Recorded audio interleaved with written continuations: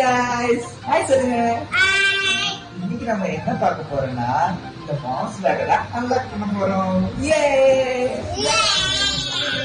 நம்ம பார்க்க போற ஃபர்ஸ்ட் ப்ராடக்ட் என்னன்னு பாத்தீங்கன்னா டடா! டைப்பர்.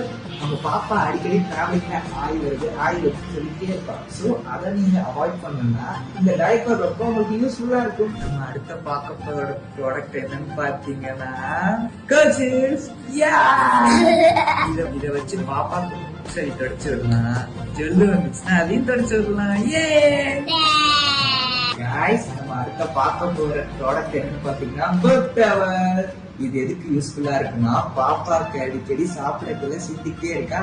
சோ இத வச்சு இப்படி கவர் பண்ணிடலாம். ஏ